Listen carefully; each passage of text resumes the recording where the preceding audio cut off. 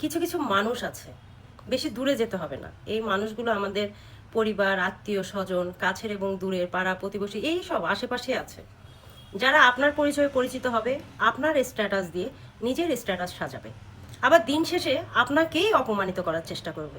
এতটুকু তো ক্ষান্ত হবে না, এবার মানুষকে যাচি যাচি যাচি যাচি বলে বেড়াবে যে না, এগুলো তো সব আমার ক্ষমতায় হয়েছে, আমি করছি যে। আরে ভাই, এই কথাটা বলার আগে একটু কমন সেন্স খাটাও না। বুঝলাম তোমার মধ্যে বিবেকবোধ নাই, কৃতজ্ঞতা বোধ নাই, কিন্তু নিজের একটু কমন সেন্স খাটাও। মানুষ আগেও তোমার লুঙ্গির ভাঁজ দেখছে, তারপর যখন তুমি আমার সহযোগিতায় চলছো তখনও তোমার লুঙ্গির ভাঁজ দেখছে, এখনো দেখে। তো মানুষকে যাচি যাচি এগুলো বিশ্বাস করানোর তো প্রয়োজন নাই আছে। হ্যাঁ ভাই, কম্প্যারিজনেরও তো একটা সিস্টেম থাকা উচিত। এটা কোন ধরনের কম্প্যারিজন? মানে আমার পয়সা দিয়ে তুমি লাইট লাগাও, আমার ঘরের লাইটের স্টাইলের লাইট লাগাও। হ্যাঁ, আমার পয়সা দিয়ে আমি কোন স্টাইলের শাড়ি কিনি, তুমি সেই স্টাইলের শাড়ি কেনার চেষ্টা করো।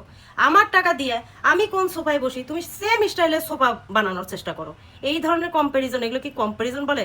তুমি যেটারে কম্প্যারিজন মনে করতেছো, আমি এগুলোকে ফাতরামি মনে করি, বুঝছো? মানুষ কম্প্যারিজন কখন করে? কম্প্যারিজন করে তখন যখন মানে নিজের যোগ্যতায় কিছু করে, যার থেকে নিছো তার সাথেই কম্প্যারিজনে নামছো। হ্যাঁ, আর আরেকটা কথা, সেটা হচ্ছে ভালো মানুষ কখনো কম্প্যারিজনে নামে না। ঠিক আছে, ভালো মানুষ কেউ উপকার করলে তার কৃতজ্ঞতা প্রকাশ করে, অকৃতজ্ঞ কোথাকার।